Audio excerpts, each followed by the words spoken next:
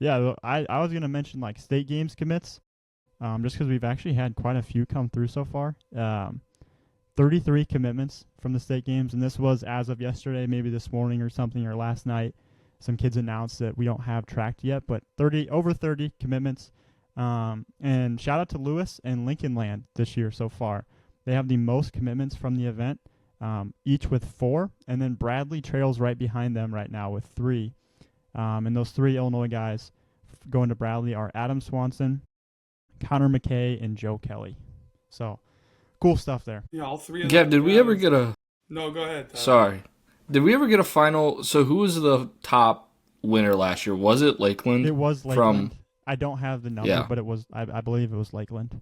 They had I think 7 the or 8, cool maybe. thing, yeah, I think the cool thing about what you just said is like the dichotomy between the schools, right? Like you got a Lewis in there, a Division II program. You got Lincoln Land, a JUCO, and then you got Bradley right behind him, a Division I. So to me, I think that's just cool. Just hearing that, like the different pockets of college baseball that are shopping at our state games, basically. So I think I just yeah, That's why we do the state games, right? Because like our future games is our future games, and we try to make the state games that for the state of Illinois, but like obviously on a bigger scale and like a little bit for everybody. You know, we don't want it to just be Power Four guys. We want it to be totally. if you're a college baseball caliber player, we want you there, and whatever level that may be. So I think it's really cool to see that kind of play out.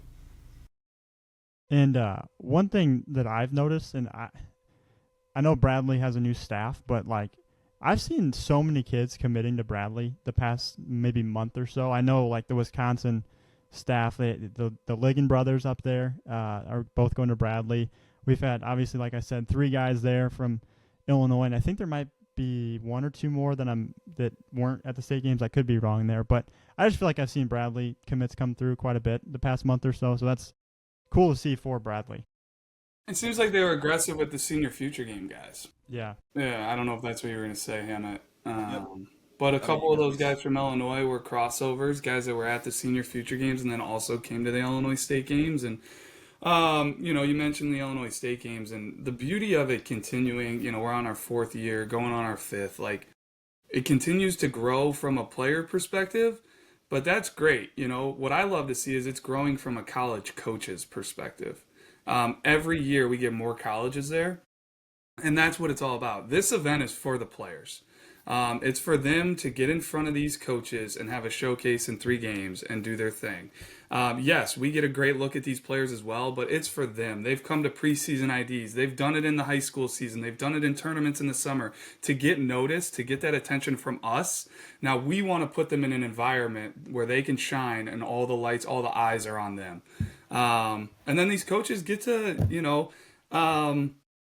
kind of like, I don't know, not these coaches get to then compare, all of the best players in Illinois in one spot, in one setting. They're not bouncing around in multiple tournaments. They are able to sit on one quad. So, yeah, over 100 coaches this year, which I thought was one of the biggest takeaways from the state games for me. And hopefully we just continue to get that thing growing and, not only just increase, numbers of players, but just continue to increase the quality of the event. Is what we're trying to do, or at least that's kind of where my head's at as we continue to grow that thing. for sure.